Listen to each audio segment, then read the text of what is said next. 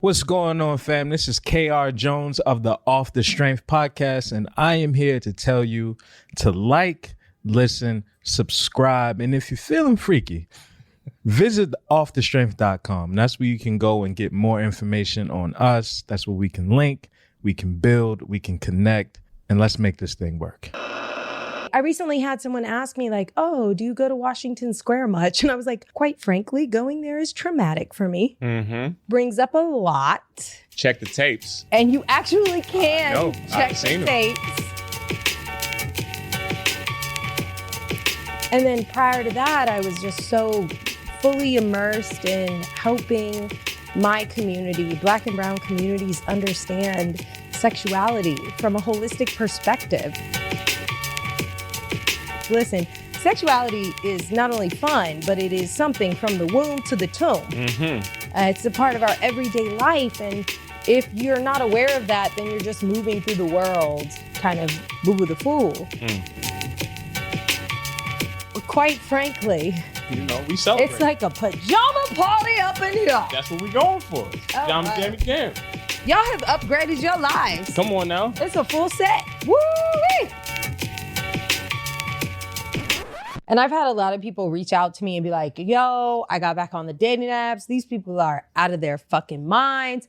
Because there is a segment of people who are like, waxed, vaxxed, Ready to hot go. girl summer, which I may or may not have posted on some of my social media. Totally saw you do that earlier. Hands on my knees, shaking ass on my thigh shape. Hands on my knees, shaking ass on my thigh shape. Hands on my knees, hands on my knees, hands on my knees, shaking ass on my thigh shape. What's good, everybody? What's good? Welcome back to yet another episode of Off the Strength, where we're giving you the inside look into all things wellness culture. I'm a trainer called Tony, and of course, with me, I have a gentleman of extraordinary league. KR Jones is in the building. That's right, folks. We are back. And ladies and gentlemen, boys and girls, listeners of all type, you are in store for a treat because we got to let the listeners know what's going on this week with what we had going down. And first and foremost, we got to shout out to brother Corey out there. He's getting ready to do his tour with Anthony Ramos. Salute to that brother. Can't wait to hear from him to give us his final wrap up before he really dips out. So salute him, salute Anthony. I can't wait to see what they're going to do out there on the movie Magic. He's going to get that brother in all different types of shape. I know you've seen the magazines that he had coming out, bro. And it's Fam, I done seen him in everything. yeah, man. From It's the looking Time good. cover to the Calvin Klein to the Crown Royal with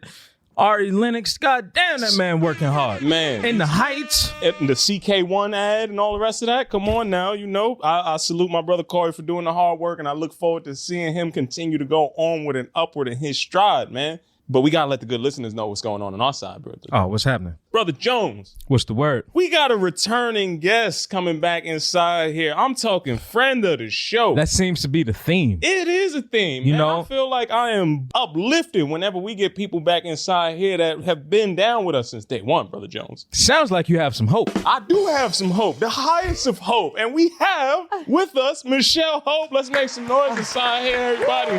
Michelle, what's going on, love? How you been? Blessed and highly favored. I would say to be so. in the company of such amazing people. Oh, come on now. Now it's going to be a good Friday, as they say. Michelle, what is going on? I'm happy to see you, happy to have you back, and I'm happy to reintroduce you to all the people out here that's coming inside this space right now. Listen, can we talk about 2020? What the VOC? And I spell that DIVOC. So Okay. COVID backwards is DVOC. So what We just got hit with the deep science. I didn't even see all that. the VOC was 2020? All right, so hold on. I'm going to peel it back a little bit. I'm going to hit the rewind. Michelle, for some of our new people who might not know your full glory and everything that is that you have been up to, can you please let our good listeners know who you are, where you're from, and what it is that you represent, my love? Listen, I'm your favorite unapologetic sexologist. Giving you all things sex, love, relationships. And while people make assumptions that sexology is all about popping that pussy and, getting that good backstroke in. Hey. Hey now, really what I look at is the sexuality of social justice and how sexuality impacts the intersections of our experience with oppression. Yeah, for sure. So I've been, 2020, I hit these streets, hard body, mean type. It was crazy. I recently had someone ask me like, oh, do you go to Washington Square much? And I was like, quite frankly, going there is traumatic for me. Mm-hmm. Brings up a lot. Check the tapes. Yeah, and you actually can know. I've check seen the 'em. tapes. And while I know what I am about to say may offend, it is true. In 1851, Sojourner Truth got on the stage and spoke to the fact that she was and said, "Ain't I a woman?" And she said, where there is much racket, there must be something out of kilter. And by the lack of black men present here today, something is clearly out of kilter.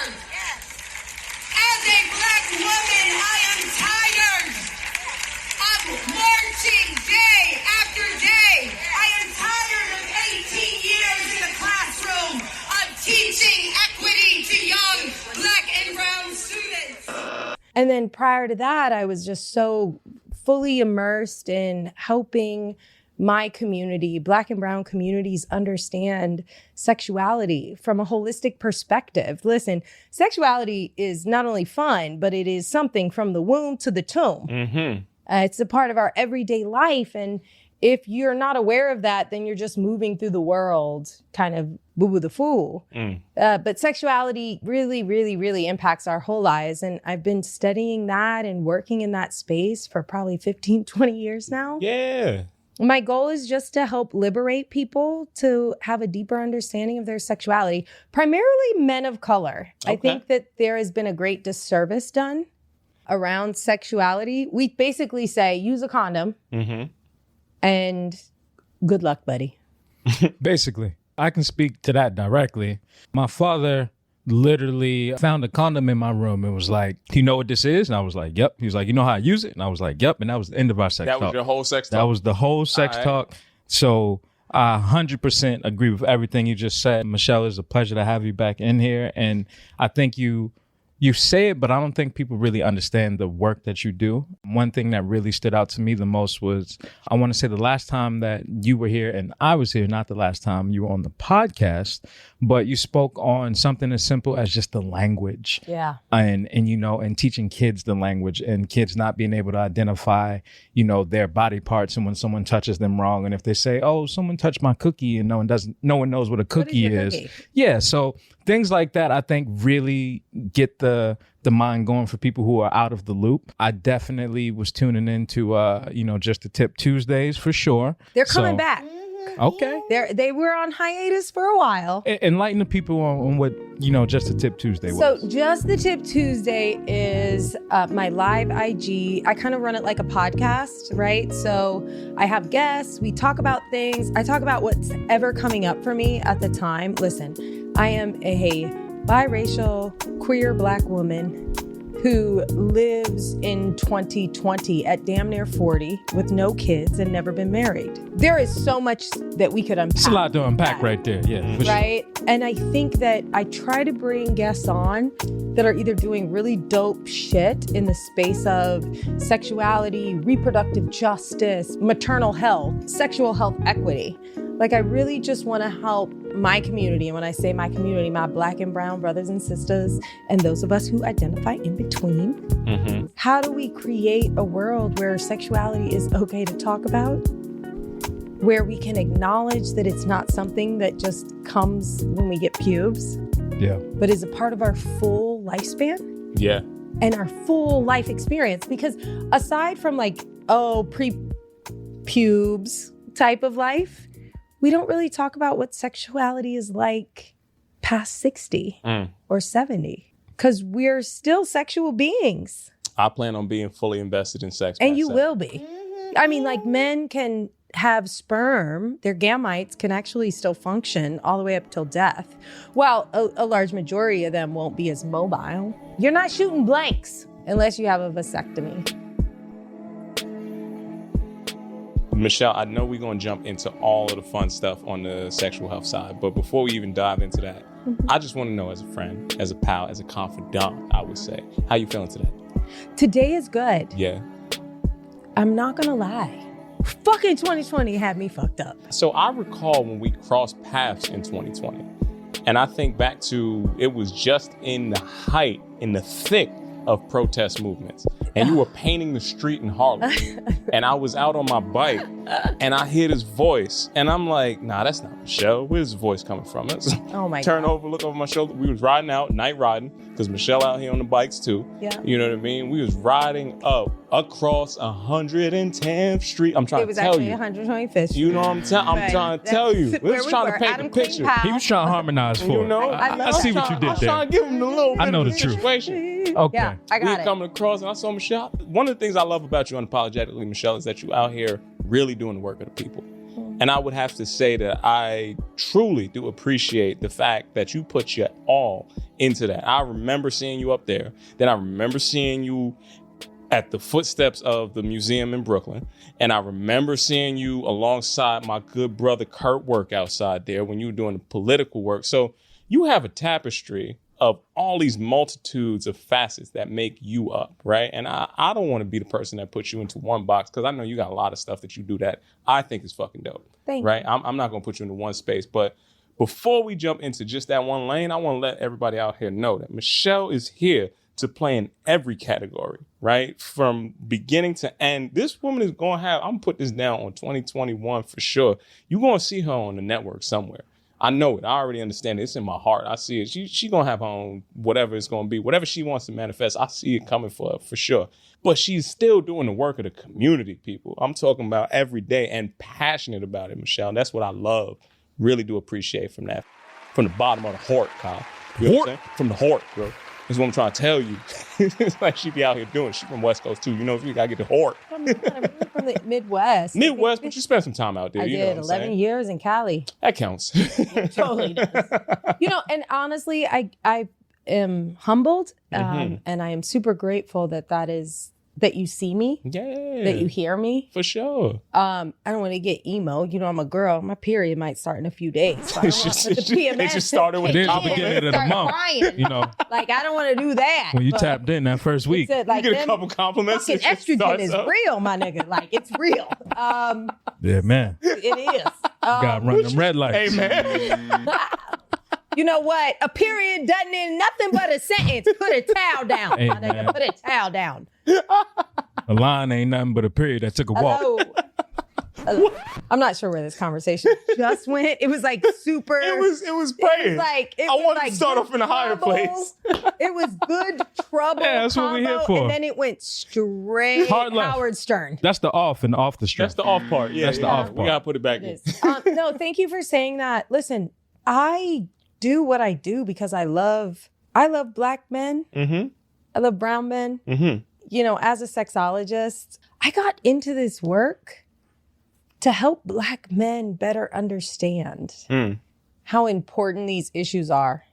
I'm biracial, but I identify as a black woman. So my mother's white, third wave feminist. So I grew up really in active feminist spaces, radical 80s, early 90s, pre-Lilith Fair feminist spaces. When everyone else, and I tell this story a lot, but when everybody else, like you people may have been going to like Camp Onawanapia or like, Not Camp Onawanapia. or like, you know, basketball, AAU camp. I was in the at 5-star basketball camp for Exactly. sure. I was in Pittsburgh. You know, Yeah. I was going to like women's, you know, Lilith, again, pre-Lilith Fair, Astro Travel, women are the next wave of the future type of camps. Because Seeds were getting planted, is what you're yeah, saying. because my mom was an activist in this feminist movement. Okay. But what's very interesting is being biracial and my mother being Caucasian. Third wave feminists often looked at the movement as we're trying to get equal opportunities for jobs. And a lot of black feminists were saying, but wait, black and brown women are fighting a different fight. Like, we're just trying to get jobs or housing. Yeah. But at the time, third wave feminists were like, no, we're all fighting the same fight. And you have to look at the intersections of this experience of feminism. So while I was raised in this very, feminist space, it's a different kind of feminism being biracial. And my mom and I have all kinds of deep conversations. But growing up, I was hypersexualized as a young woman in Indiana, just like many Black girls across the country are currently hypersexualized in their school experiences. Some statistics speak to the fact that 2.5% of Black girls across the nation will be disciplined for their dress code. So it's like 2.5 times more than their white counterparts. Why are they disciplined for dress code? They're wearing the same uniform, but their body types are different. And while we talk a lot about Black men's experiences from the prison pipeline, from like cradle to the prison pipeline, we often don't talk about that experience for Black women. Right? And I'm saying this to kind of set the basis of what 2020 summer was for me marching for Black men. I think that sexuality is something people of color choose not to talk about. It's uncomfortable. For a lot of reasons. That's like probably multiple podcasts. But I chose to develop a brand that could educate, entertain, I call it edutainment, ignite the curiosity of people, primarily men of color, to better understand sexuality, to better understand dating, to better understand their own emotions, to better understand their own experience coming to understand what sex, love, and relationship is. Because oftentimes they were not guided. There is a huge gap of sexual assault that we choose not to talk about when it comes to cisgendered, heteronormative Black men that they have experienced from women growing up. And that came to me because as I was studying in school, I was like a bartender, and I would, I talk about just shit anywhere I go. So I would like be bartending in grad school, getting my master's in like human development and emphasis in learning theory and applying that to understanding sex education. And I would tell men what I did. And they were like, "Ooh, girl, how many dicks you have to suck to get that job?" And I'd be like, wah, wah. It's probably not the direction that you should start. Not at all. Yeah. But then they would have a couple drinks, and all of a sudden they would want to disclose their experience of assault. Their experience of losing their virginity to someone 4, 5, 6 years older than them, a babysitter's friend that was female, and this is not to say, like there's a lot of experience of gray areas in sexual assault. Because what you come to understand assault to be at that time, 80s, 70s, is taught to you. 90s, put that in there. Okay, cool. So look at like Lil Wayne. He's been very vocal about talking about what his first sexual experience was. And it was like Baby and them other rappers getting or hiring sex workers, performers, dancers to take him over the threshold of manhood. And in Black and brown communities, we have said this a lot, but we haven't talked about like, what does that do? How does that impact a cisgendered, heteronormative man of color's understanding of consent? Yeah. And of healthy sexuality? For one, you crack the matrix in the sense of being a bartender and doing the work that you do and then coming across these men. And I think when people take that liquid courage, if you will, that alcohol, and really start to unpack that trauma, I think that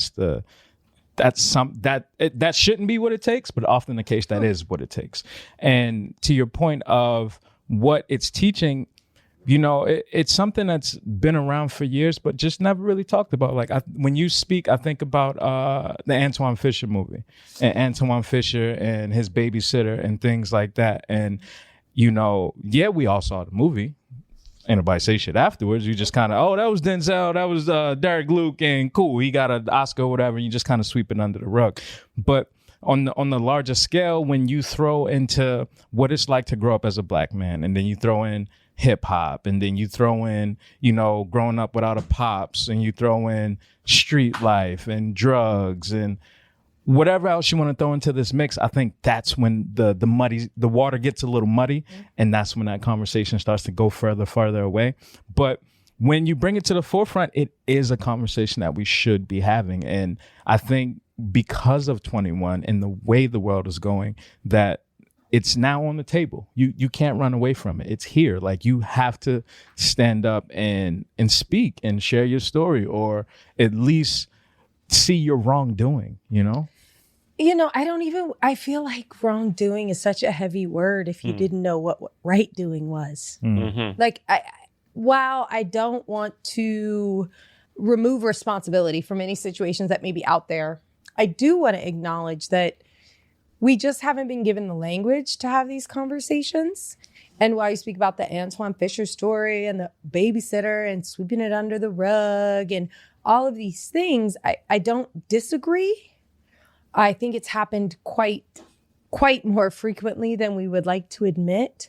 But I think the root of it is, how do we teach people to have the language to have that conversation when we do not provide a safe space for men of color to be vulnerable? Yeah. And I will say this, and I apply this to a lot of things. It's a lot easier to think about the other things that are going on in your life when you have a full belly. It is.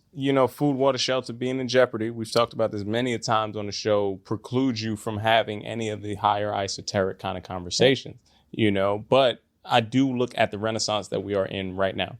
And I do look at the time that 2020 was, where a lot of people had to forcefully deal with what their inner trauma was. And they had to really think through some of these spaces where I like the renaissance that Black male vulnerability is experiencing right now.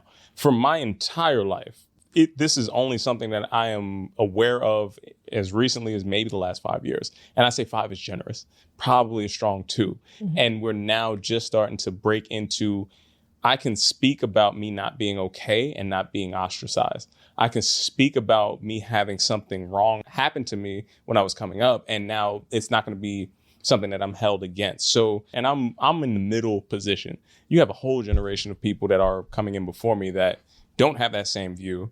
You have a whole generation afterwards that have a much more, I would say, malleable view of how they can deal with their emotions. And I'm in that position where it's kind of like, I still got old world values. I have new world, maybe aspirations, and I'm trying to mold this into place. And I think, Michelle, we come into this whole dating, consent, and just really getting back outside conversation right now at the preface of that. So I'm happy to have you here to help us navigate through this world, because it's a confusing space, Michelle. I know. Like, how do we get back outside after being in the house? Like, listen, that's why I was like, what the fuck?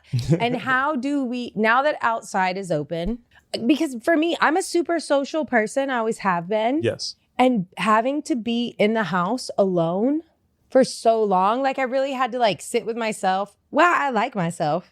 I feel like this is a different, like, we all had to get a little bit closer with ourselves than we ever probably wanted to.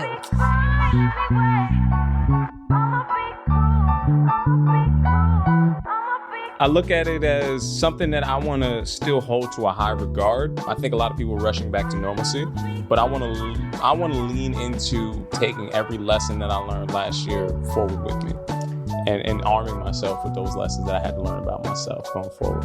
Well, I think people should not feel pressured to rush back out into the dating space. And I've had a lot of people reach out to me and be like, yo, I got back on the dating apps. These people are out of their fucking minds. Because there is a segment of people who are like, waxed, vaxxed, ready to hot go. girl summer, which I may or may not have posted on some of my social media. Totally saw you do that earlier. And I say that, and listen, I do want to get back to the pool parties and the beaches and all of those things. But I also have a totally different framework around alone time. Yeah. And how much I value that. And who do I want to bring into that space? Because let's face it, every time you go out, you should look at it like, if a goddamn global pandemic broke out in a week, is this the motherfucker I would want to spend my time with? Locked in. Or is this the last motherfucker I would want to spend my time with? On the mind. Switches everything up. It does change a lot. Totally does. So I think that, you know, a lot of people are like, oh, I'm ready to go out. I'm ready to go date. But I want to tell people, like, just because outside's open, Zoom dating is not a bad thing. Like, evaluate your time. It's a lot easier to do a 20-minute Zoom date to pre-screen Yeah. someone you actually want to go outside with. Yeah. Invest bus fare. If you're in New York, it's like, you know, and right now it's not super safe on the trains. So like, you're like, oh, where do you live? Brooklyn? I'm in Manhattan. That means I got to get on the A train. And niggas been getting stabbed on the trains, That's slashed why we up. still on the bikes. So, and that's cool. But do I want to exert that physical energy? I totally understand you. I So- understand, Michelle. Like, take a phone date, take a little more time. And I think, like, as we get back onto the dating world, because prior to the COVID, we was swiping our ways into fucking people's beds. Listen, Michelle, I'm gonna be honest with you. I'm gonna be fully transparent with you, Michelle, because I feel like this is an opportunity to help educate the listener out there that might be in a similar position. So before COVID, I was in a very committed relationship. And then immediately, like, I'm talking about like a month before the whole lockdown happened, that ended in horrifically bad fashion. Right? So then we jump right into the middle of this lockdown. So you can't really be outside. They telling you don't even talk to your mama, like pretty much. Remember how this actually Yeah, it got sounded for a crazy little here. while. And then we started to go outside. We started to mix, mingle, all of that other stuff. I've always been a social person. I've always been a person who's been around a ton of people. I notice how people are reacting right now. And you can see people have a little bit of a different kind of shell shock kind of aspect. We noticed that last time. Matter of fact, Brother With Brother Dave has been Dave. taking us out and making us go to some, let's just say, some different places, Michelle. And I could see people's reactions going from very enthusiastic. I was to very accosted. shell-shocked. We You was talked about accosted. How were you accosted? They grabbed him up and felt on this man, Michelle. It was Because why? because of his wares and his adornment. And look at his luscious locks, Michelle. Wait, why? it was It's just called the Jones effect. That's what happened. before we get into any of that, right? I do want to say that I think for everyone that has been inside, it has gone back to straight middle school days of Yes. like girls on this side, boys on this side. Yes. I don't know what to do, you know, and I think a lot of people are very shell shocked. Yes. You know, and it's just overwhelming, and people want to get out there, and it's like the people that are scared to do things and interact with folks, and then you got like hot, vaxxed, all of that. Ready to hot girl summer. That's the Get it only in. two. It's the in between is There very. is no in between. It's not really There's an in no between. It's just like I Absolutely am no in between. out here, or like I'm not out here. I'm not out here. And I think that language, that understanding, is something that, you know, has to be the conversation that's pushed forward. And just to harken back to that Black vulnerability moment, I think to Tony's point, I'm in a position of being somewhat of a pioneer in that sort, right? Just because I'm young enough to still be connected to the young folks, but then also old enough to still be with the people that just don't even fucking I'm gonna know. tell you right now, nigga, your beard is telling me you somebody's daddy. Yeah, I ain't got no seeds out here. You know what I'm saying? Saying. I'm just letting you know. You got a great I am in my late 20s. Okay. You stretching that shit out too far. I am was stretching like- my late 20s. You got until great September. pubic hair. You know There what I'm is a saying? gray pubic hair down But- there for sure. Hear me out. Like, that's the lane of which that I live in. Like, Listen, with them tie-dye pants, I have to be very clear listen, right it now. was rain. These It pants rained, are- goddammit. We're trying to talk about very serious issues right now. We are. I'm with you. And You coming at my pants. I can't. See? Okay, Shout out I to know brothers. that's. Listen, ain't nobody here to judge because they look good. But it's like a pajama jam. I got my I mama mean, thighs. 2020 was the year of social distancing, pajama jams, and Netflix no chill. Okay, you was watching every fucking thing out there. So I am super happy to reemerge in this conversation with you. And brother, I am very, very happy that you have the insight on the younger generation. But it doesn't even matter, young or old. I'm trying to get my dick licked. Or I don't want to trust nobody right now, and I'm still making people sanitize their hands in my house. That's a It's a fact. very real And situation. everybody is vaccinated. And for those of you who have chosen not to get vaccinated, listen, think beyond yourselves. This is not about you. Oh, I don't know what's in the vaccination. You sure the fuck don't, but you also don't know what's in birth control, and I bet you telling your girlfriend to get on that shit. So again, get vaccinated, okay? Because that is the only way we're going to be able to bring our economy back to where it needs to be. People of color, black and brown, are right now are the lowest to get vaccinated, and we continue to have the highest COVID rates. So can we do ourselves a favor? Because y'all motherfuckers is quick to be like, bitch, take that morning after pill. But you don't have a clue what the fuck is in that. So if you have not been vaxxed, So do not. on the wax first. Sorry. If you have not been vaccinated, don't you dare tell somebody to hit off the plan B. Okay? Don't do it. And if you've ever told somebody to take plan B and you are not vaccinated right now, fuck you. That's Because real. that's some shitty shit. Michelle, I 'Cause- told you, when you get on your soapbox, you sound more and more like Whitley every time. I just love that. It just makes What it makes kind of Whitley? It's a different world. it's a different world out here. Idiot. It makes my heart happy every single time. And where you come from? I don't think that sounds like Whitley at all. I feel Get like into she's your like- Whitley bag. I'm telling you. But I love this has been a public service announcement I'm brought to you in part. telling I think it's the pitch in the voice just a little bit. You know, Is it cringy? No, it's I not love cringe. it. It's I- just Terrible. it's I just a little support it. high, like Let me Whitley's. bring. I you do know, get excited about that, but you have to remember, like, I did make some jokes about the Johnson & Johnson vaccine, okay? Yeah. And people did have some blood clots, but women experience blood clots at a higher rate than the vaccination just using birth control. that shit is crazy. And Not like- to mention the weight gain and all of the other I mean, the side effects and all that hormonal other things. shit Yeah, that yeah, comes. Yeah. And it's like, these are the things that the community I care for the most, Black communities, we don't have these conversations. We don't talk about fibroids. We're not talking about, maternal. Let me tell you this shit right now, because you asked about 2020 Hit 'em. and being in these streets. Give it to him. I done taken the knee for all kind of people, Black men, and I will always take a knee. I'll protest.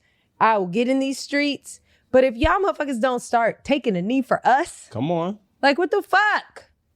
When you look at, let's look at intimate partner violence or domestic violence or trans murders. It's been up. All of that's been up in It's- this past year. It's been crazy. And in our communities, Black and brown communities, it's impacting us the most. Where are y'all motherfuckers? Because we done been taking a knee for all the George Floyds, all the people. But when it comes to trans deaths, are you guys taking a knee?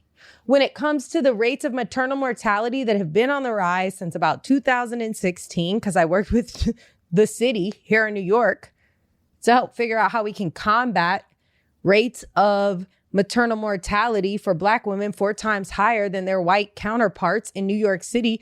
None of you were taken to the streets. I didn't see no motherfucking posters. I didn't see no signs. I didn't see shit. It's 2021. We're looking at 27 trans deaths or gender nonconforming murders this year. And that is the number that we have on file because we know that that's underreported. yeah. Sure. Because a lot of people end up being misgendered at their death. So where are you, Black men? And I got a lot of hate mail this summer because the lecture I did at the Brooklyn Museum, I called out Black men because I was standing at the top of the Brooklyn Museum and I was looking out at the crowd and it was a Black women's memorial. I was looking out and I was like, well, where the niggas at? It wasn't but nothing but white people out there and Black women. A lot of the marches, the march that shut down the FDR, the Black Women's March, wasn't a lot of Black men. I do want to shout out the cyclists and like people like the Night Riders who did show up and they did lead some of those. But when it came to like Black men marching, They were not there. And I get it. There is a lot of trauma associated with this. But you're out here acting like Black women don't have trauma. Yet we continue to show up. I spoke in Times Square for Black Lives Matter New York, Greater New York. And I said this. I said, we cannot continue to take a knee for you if you continue to kill us. You have no right hashtagging Black Lives Matter if you are not going to show up for Black trans lives. Absolutely no right. Because the LGBTQ community, Black women, we show up for every Black man who has been shot down by the police. We have turned them into martyrs. And let's be real, some of them were criminals who had inflicted pain on our communities. The root of that pain that they inflicted is also white supremacy. So I want to make sure we're clear here. Yeah, I think that's where we get, and I'm speaking just from the male guys, right? Just for a moment. I think that that's where it gets a little murky, right? Yep. So it's in the position where, okay, and we talked about the difference between an advocate, an ally, and somebody who's going to be And a co-conspirator. Yes. There's 3 levels here. right. I totally get it. Right. So in that direction, if I am somebody who is empathetic, who wants to be in the position where I could be in a position of help, uplifting, and be on the front line and do everything that I can. At the same time, if I'm hearing the message for the first time and that message is critical and also maybe striking or poking into some areas that, let's just be honest, right? We're talking about male sensitivity that has maybe the remix to it, 5 to 2 years open. When you hear this confrontation, right? When you hear the friction aspect of it, Michelle, and I'm just speaking from devil's advocate position, I hear the abrasion and that could turn people off, right? I totally understand. You understand. I was out there with you. You don't have to explain it to me. And we're friends. Yes. And the thing is, I get it. Right. But is it not okay for me to voice my frustration? And you can call me this, you can call me that, but I love Black men. And I'm empathetic to that, right? I'm saying I'm not me personally, I'm bringing everybody to the table. I can't vilify anybody. I know people who've done some really fucked up stuff in life. I still can't throw them away from the table because why did you do that? What brought you to that situation? But this is what I'm saying. How did you get here, But right? and I agree with you. I think like there is a very specific name on my mind right now of someone we have martyred that I would just not. I will not. We can talk offline about that. We got it. But I it's heavy for me because I understand how that individual got there. Yeah. I understand why they took the route of being a kingpin in their neighborhood. Mm-hmm. And I understand why they thought that was okay because they knew no better. But we cannot look at that individual without any Context. Yeah. You really do need it. Yeah. And that's my hope, no pun, is really to bring everything back together and find a way to have these real transparent conversations, because we have to have them amongst ourselves. If we're really going to do the work to make sure that we're mending any of the things that could be, the vestiges of the past, looking at the future, looking towards the horizon, and really trying to say, okay, we might have the history of how everybody got here might have been a little fucked up because of everything that we've inherited, because of everything that's been put upon us. Might have been. Yeah, I I'm think just might saying- have been is a loose term. But I'm putting that out there as here's the tabla rasa, right? We were going to clean everything to make it as I'm acknowledging all the things that I might have done, that I might have inherited, that might not have been in alignment with what the best standard is. But I'm not telling you that you've done anything. I think that it's not about you doing Right. anything specifically. It's just about how our opinion is formed as a collective. Yes, and that's what I want to champion. How do we get to having that like real intimate barbershop like conversation? I know. How do we pull these people together? How do we get you to hear something that you might initially hear and I might have a reaction to? It's like, hey, I don't like the way you said that about me because that's a generalization. I think all generalizations are problematic, just personally. Mm-hmm. All generalizations get into the same root cause that we're all trying to fight. Because somebody else, that even just at the inception of that thought, if I'm generalizing, it's the same weapon that was used against me. So I try not to use that weapon against anybody else. Right? It's so funny that you would bring up barbershops. This is what I'm trying to do, Michelle. We're trying to chef it. Listen, I am incredibly interested. I have a passion project that I'm working on and this summer where I want to do a barbershop tour. So if anybody that is listening has a barbershop, please contact me, DM me, like hit me up. I'm very, very interested in doing a barbershop tour where I'll go around to barbershops and we'll just have a conversation about sex, love, relationships, and sexuality in our community. So we can kind of level set these ideas about gender equity, about intimate partner violence, about trans lives. Because sometimes I think when I'm out here screaming like, where are the black men? I think that they're just not super privy to the details. Yeah, and I gotta, ignorance is a real thing, and I think bliss, honey. It is bliss, but it's a curable disease in my book, right? And that, as a disease that it's like chlamydia.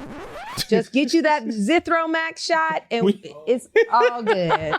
I can't speak on that. Chlamydia is. But this is where we at. I'm just saying. I mean, a lot of people get chlamydia. It's a super curable. I've never had it, but I know you can quickly.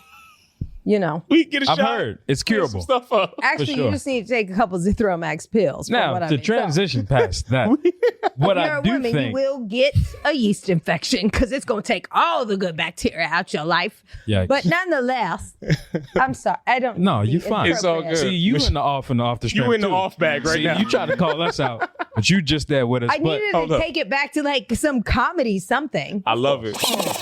Michelle, if you can give the Night Riders, right? Yes. Night Riders. Michelle is a bike rider too. Yes. I have been out with you. I do not want to talk about nobody. But listen, bitches, if you out here trying to get some dick, like you we're gonna hit the TV time out. This is still live. This is a public service announcement to single women. Warns you don't go home with him. His guilty feet will never dance again. I've been held in contempt for an incident. It takes two to be intimate. So by no means was she innocent.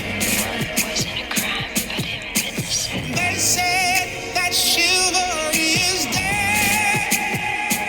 Then why is her body in my bed? At sunrise, the morning papers read. They found a body in my bed.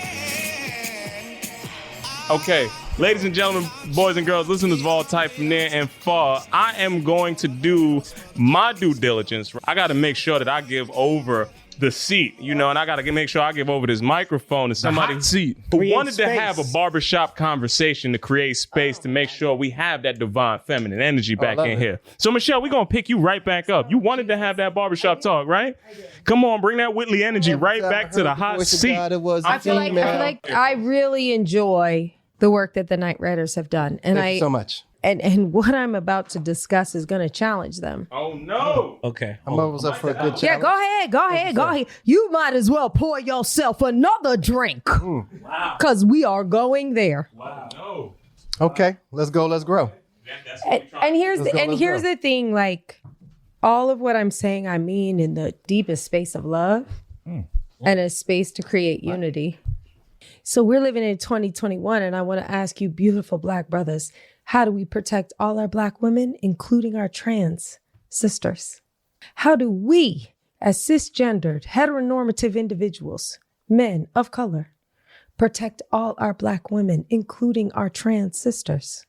There's an epidemic of killings that are happening to our LGBTQ and trans communities. And I could really talk about our cisgendered heteronormative issues, but I'm not. But that's like a whole conversation. June is also Pride Month. So I want to ask, how in this ride do we include all of our community? There is no takeaway, but I just want to say, how do we add all of our community? I could tell you personally, for me, I work with places like the Fluid Project. Yep. I work with places like Athlete Ally. I work with places that I am really trying to do my best to educate all of the community, because I'm really not throwing anybody away. And I got people in my family that are a part of the LGBTQIA plus community, and I really do ride for them just as hard as I ride for anybody else. So me personally, I show up just like anything that I would say to anybody else. I'm not throwing nobody away from my table.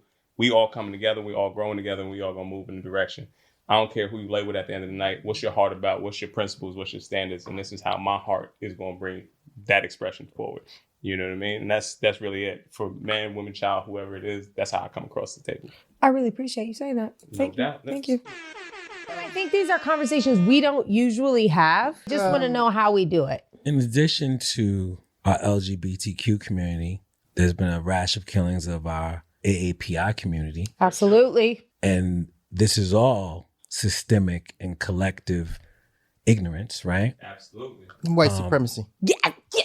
So the first thing I think that we provide is space, right? We have to provide space at the table. Now, I'm not a member of either community, so I can't tell you how to use the space. And I don't want to dictate how that space should be utilized, but I do want to provide the space.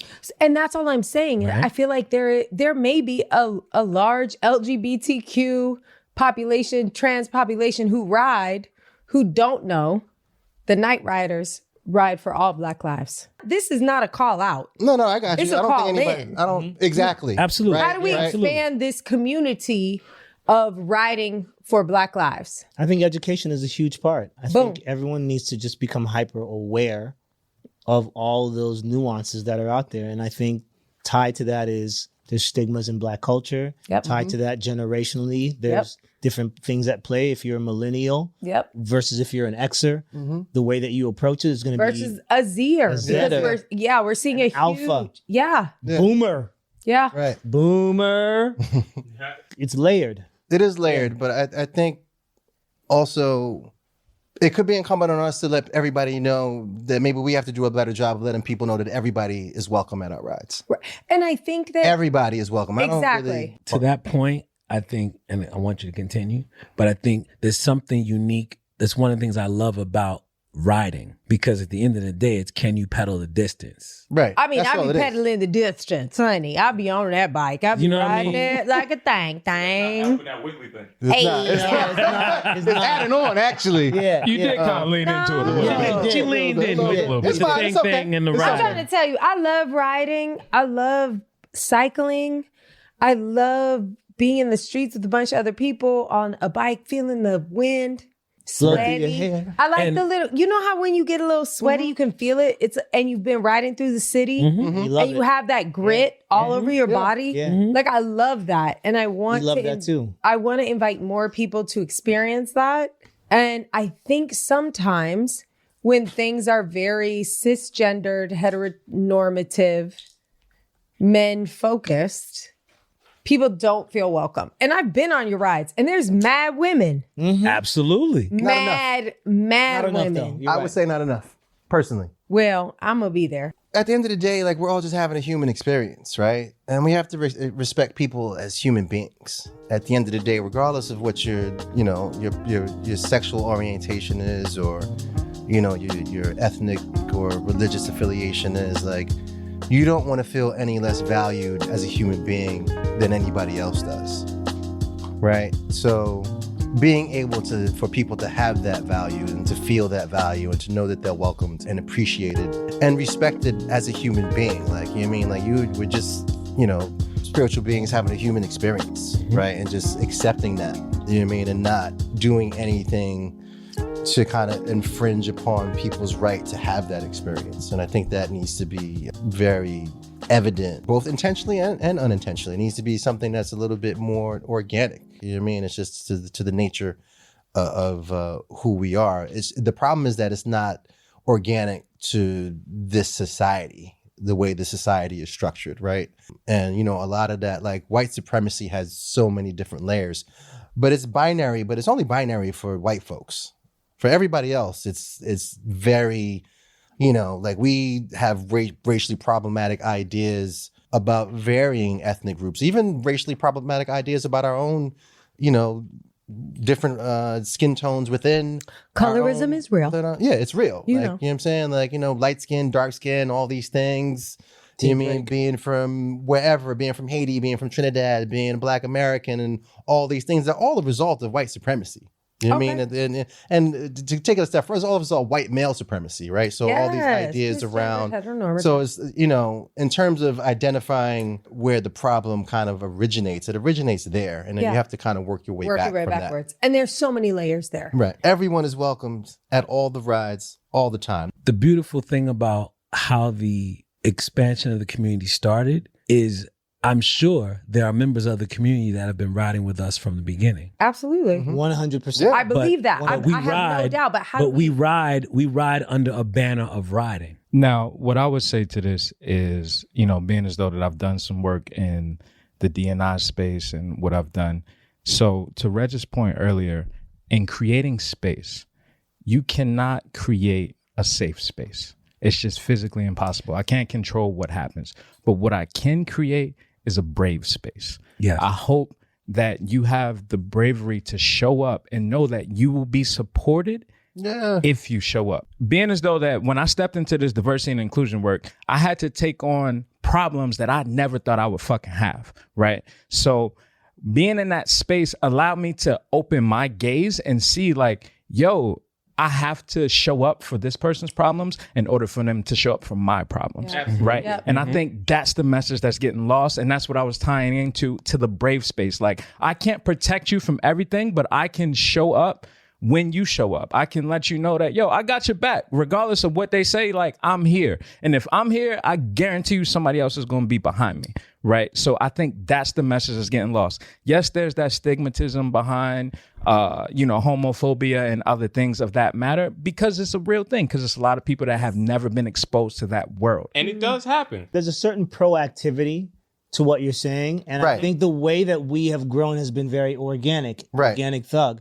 And so the reason that we had an AAPI moment in the community is because we have representatives of that community who came decided to us to take a lead. And decided to take a lead and say, hey, listen, let's work together on this. And it happened organically, and let's we did it. Support businesses in that community. And I think talking about safe and brave spaces, she had to have felt as though she was in a brave space.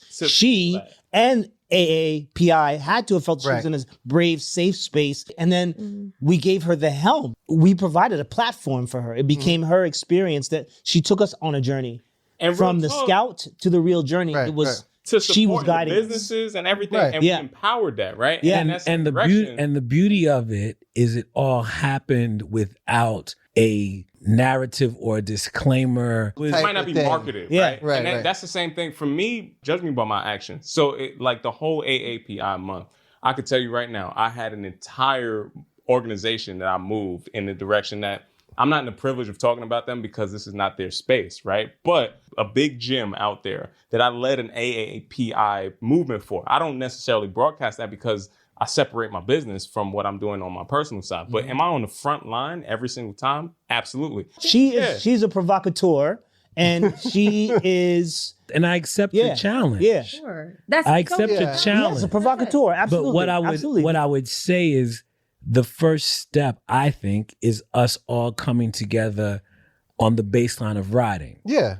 Right? Exactly. We've had riders come on the ride and be like, yo, I'm on the ride. I'm inspired to document the ride. I love that. Right? And so they had space to then do that. Right? And then we've also had riders who come on the ride and be like, I'm on the ride. I love what's going on here. You know what? I'd love to help you guys from tech perspective. This is my talent. This is what I would love to lend to it because I'm on the ride. Right. Great. Let's go. Right? We've had a sister of ours, I remember in the beginning was like, you know what? Y'all are mad athletic. Y'all be right. Remember that conversation? Mm-hmm. Y'all be riding mad fast. I'm looking at y'all rides. I don't feel like I belong. We were like, nah, sis. Totally belong. You belong. Like, you know what I mean? Maybe you don't jump in the deep end. I'm not saying jump in at the crazy fast ride, but come on to a leisure ride, Mm-hmm. So I say that to say that I think the space has been created, and what I appreciate is the opportunity for us to clarify or to add on that the space is there. If you like to ride, Come out. come out. Just come The out. only thing that we did is we'd ride at night, primarily because when we got together, that was the time that we could ride. But also, there's a certain energy at night that Is not present during the day. is not present during the day, but also there's something about the night and riding at the night that speaks to a particular kind of person. You know what? And so by its very nature, it weeds out folks that don't want to engage on the level or the energy or the edge that we come with, I love a night ride. right? See? And so the first thing is that space for everyone to come and join. And once you're there, please engage. If there's something that you see or you have to offer to the table, bring it to the table and let's figure out how it works. That's it right there, Michelle. And it really does come across. Again, I can only speak to my brother's hearts because I've been around them so much. And I really do want to tell you, there ain't no malice in this palace right here. Oh, don't. It I really never is. thought Just that. come I through, really, man. honestly, Come through. Like, nothing come I'm through, show saying up. was from malice. It's really just I am eager to push our community to the edges that they've never been to. Right? You know what? It's not about, yes, we know you've created this space, but how do you find that one person that you can reach out to and say, can you let some other people know? Yeah. We created this No, space. listen. I for- think I fully agree, and I support what you're saying, and I support your effort. I say let's grow, right? Let's grow, and I mean it on so many different levels. You know what I mean? Let's grow as human beings. Let's grow as a community.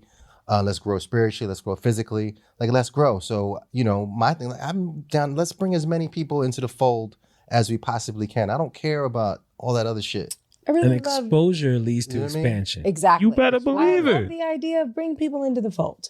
Here's what comes up for me. I work in a lot of varied communities, but they all seem to be in a vacuum. And trying to find a way to overlap them, like working with an LGBTQ community as well as working with a re-entry population. From prison systems, right? Yeah, There we go. that is Yeah, it's a lot. it's a, you know what I mean? Like I've worked in maximum security facilities. Yeah, I worked with those populations. You know what I mean? Like, I've worked with people that I'm trying to integrate back into society to not be homophobic or to not be so misogynistic that they may or may not beat up their next girlfriend. Yeah. It's real. It's Like, real. It's. And the thing is I feel very, very sad I You think. should. because Human these being. people, these men, predominantly men of color, they've been put in a situation where, do you know what it's like to look at a teenage boy and try to explain what an ultrasound is through 3-inch glass? Like, people don't really know. People look at me, they're like, oh, you're a sexologist? That's cute. No, I done the motherfucking hard time in this shit. I know how broken we are. I know why we're so homophobic. I know why we have such misogynistic tendencies. I know what the abuse looks like. I know that it can lead to prison, and I've seen it. So when I say things like challenging night riders to find ways to open up their community, I only say things like that because the other side of the coin that we're not as familiar with as cisgendered, heteronormative Black folks is our exact opposite side of the coin. There are brothers, there are sisters, there are cousins. And Michelle, I just want to point out, like on this show very specifically, Kyle, you know what we do in this position. I was waiting to plug that in. I was like, we Strength, don't promote it the same way, but we've had transgender people on this show. But the basis of it is the meritocracy that fitness is. These are the only spaces in my history that I've actually had a place where I could do my work, and my work is going to be the thing that gives me my bond. I have been eliminated in job positions because of how I looked and how I approached. I have been eliminated in opportunities for education because of how I present. I've been eliminated in so many things, but in the one space that I could do my work and my performance is the only thing you got to worry about, that's this fitness stuff. That's this wellness space. Go back through. Devin Nisi, what's up? Devin, the Go listen to homie. that Like, you episode. got to listen to Devin's Straight episode and listen to how we bonded. We have people who are in the trans community that I know I ride for. And I know how my brothers feel. And that's what I'm saying. Like, this is meritocracy before anything else. Can you ride? I think throughout our history, meaning BIPOC, people of color, African Americans, blacks, their experience has always been that of a rainbow. And so some of the people that we celebrate and we think they're the most cis, hetero, this, that, and the third, if the categories and if the consciousness of now existed, those people, if you want to talk about Ma Rainey, if you want to talk about, Exactly. like, we James have been Baldwin. a part of that representation. James Baldwin. We've been a part of the Harlem Right. Renaissance. We've been a part of, whatever you want to call it, we've been a part of that fabric. Everyone has been a part of that same fabric. We just haven't called it out as much as the times right now, which are about labeling and saying, look who's here. Yeah. Ma Rainey just existed. She just was. And she shifted the fuck out of that paradigm, which was even tougher to be her full authentic self Right. then. At that than time. it is now. Back then, you was this black big mama Right. that was trying to do your thing in this industry that was created by men, White men trying to So, exploit you. At that point, like, it becomes this question of, like, I think there's a proactive nature and I think there's a nature that is the rainbow that's always been represented. And I think for us thus far, we are from the fabric of it is part of the fabric versus let's scream it on the mountaintop. I mean, there's another thing though too. Like, there's a very high degree of compartmentalization that happens within the Black community, just in general. Like, everybody's kind of like off doing their own thing. I do a lot of fashion design work, and you know, there's a lot of fashion design creatives that are just kind of like doing their own thing. We're not working collectively to push each other forward. Yeah. We're not. So when you expand that out, right, and you start to go to other, whether it's other professions or other things that you want to be involved in, there's not a lot of intermingling in terms of, hey, I'm doing this. How do we work together to get this done? Real quick though, I just want to say, she made a point earlier about people not showing up for Black women, right? I agree with you. Thank you. Like the ways in which the Black community in general should, and it's just facts. If you just went down the fucking, just go through the facts, actual facts. I hear Go you. down the line, and you look at the way that the community shows up for Black men and the way the community shows up for Black women, it is not the same. Absolutely. It's not. Supremacy, patriarchal society, capitalism, Right. United States. So I do want to make sure that we shout We you out. understand that. Yeah. yeah. That's No. real. That's real. Well, I'd like to address the first part. I think that my desire to have, and I'm very clear about the community, are cisgendered heteronormative men of color understand what trans experiences are. It makes me believe that that is the most marginalized community within the Black community. Trans women, Black trans women. And if maybe you could have empathy for that community, you would do a lot better at taking care of cisgendered heteronormative Black women who have continued to show up for the Black male community. When you think about where change starts, it starts with the most marginalized community. And I know by the numbers. Yeah. When you look at society as a whole, Black women definitely are the lowest on the totem pole. Facts. Which is the irony of that, is if you understand how totem poles are built, Yeah, they're the foundation. they are the foundation. Facts.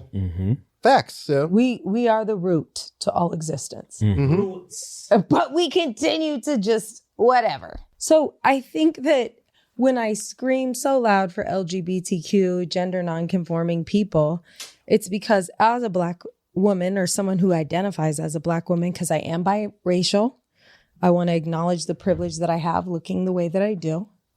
But I am a Black woman. I bear the cross, and I am so proud to do that.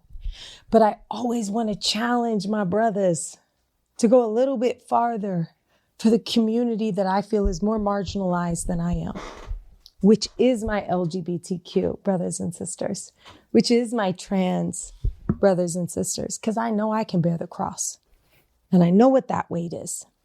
And it's just not really fair we were out here for Black women. We were out here for our LGBTQ community. And my desire is to help educate cisgendered, heteronormative men of color to be more inclusive, to not be afraid of saying, I'm showing up for the trans sister that was just murdered, that was misgendered at their death. I'm showing up because we have to take care of each other. And We do. we have so much internal work to do while the white people are set. Tons of internal work to But do. And I nobody think- wants to talk about that. And those are the conversations that we need to have. And this is kind of my point.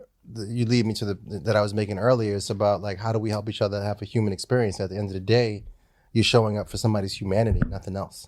That's That's it. what you're showing up for. This is Off the Strength. And this has been a gracious conversation that we've had. For sure. That I for sure, We need I to for sure didn't think we was going to have when I woke up this morning. We got But- it. It's hot. To answer your question, to bring this together, to bring these brothers together, I think that on Juneteenth, right? I remember a day in 2020 when there was a black trans rally. You know where that black trans rally started at?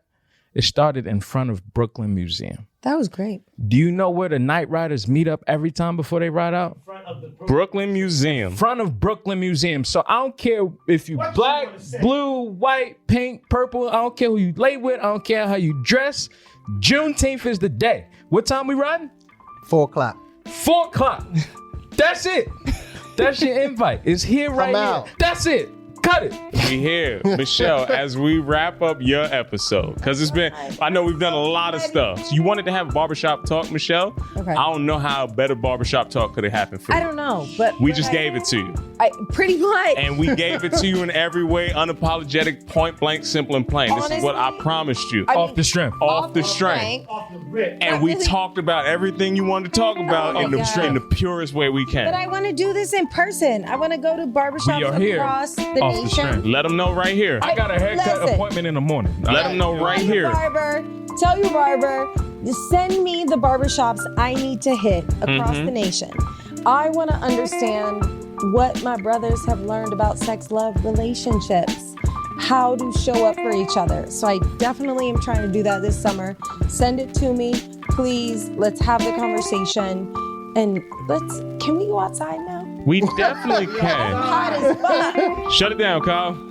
Once again, this has been another fantastic episode of Off the Strength. I am KR Jones. And I'm a trainer called Tony. Peace and much love to everybody out there. Until next time, we'll see you soon. What's good, everybody? I'm a trainer called Tony, and I am here from the infamous Off the Strength podcast, asking you today, listeners, viewers, wherever you may be, to please like, listen, and subscribe to our podcast. This is how we're going to continue to be able to deliver you the best goddamn wellness information out here. So if you want to keep hearing this and you want us to keep growing, you are a part of this show just as much as anything else. So please go to offthestrength.com. Make sure you check out our blogs. Make sure you check us out on IG. And if you're hearing this voice and you didn't hit that subscribe button, know that Kyle is going to come looking for you. You got that right.